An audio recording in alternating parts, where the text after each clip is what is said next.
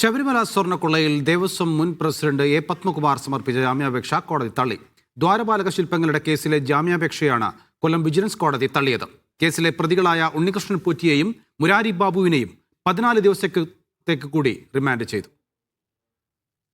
ശബരിമല സ്വർണ്ണക്കൊള്ളയിലെ 2 കേസുകളിലും പ്രതിയാണ് ദേവസ്വം മുൻ പ്രസിഡന്റ് എ പത്മകുമാർ. കട്ടിളപ്പാളി കേസിലെ ജാമ്യാപേക്ഷ തള്ളിയതിന് പിന്നാലെയാണ് ദ്വാരപാലക ശില്പങ്ങളുടെ കേസിലും ജാമ്യാപേക്ഷയുമായി കോടതിയെ സമീപിച്ചത്. വിശദമായ വാദം കേട്ട വിജിലൻസ് കോടതി ജാമ്യം അനുവദിച്ചില്ല. 2ാമത്തെ കേസിൽ അറസ്റ്റ് ചെയ്തപ്പോൾ നടപടിക്രമങ്ങൾ പാലിച്ചില്ല എന്നതായിരുന്നു പത്മകുമാറിന്റെ പ്രധാന വാദം. ദേവസ്വം ബോർഡ് എടുത്ത തീരുമാനത്തിൽ താൻ മാത്രം എങ്ങനെ കുറ്റക്കാരനാകുമെന്നും പത്മകുമാർ വാദിച്ചു.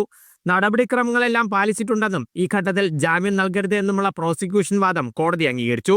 പ്രത്യേക അന്വേഷണ സംഘം ഹൈക്കോടതിയിൽ സമർപ്പിച്ച ഇടക്കാല റിപ്പോർട്ടിലും ഗുരുതര കണ്ടെത്തലുകൾ പത്മകുമാറിനെതിരെയുണ്ട്.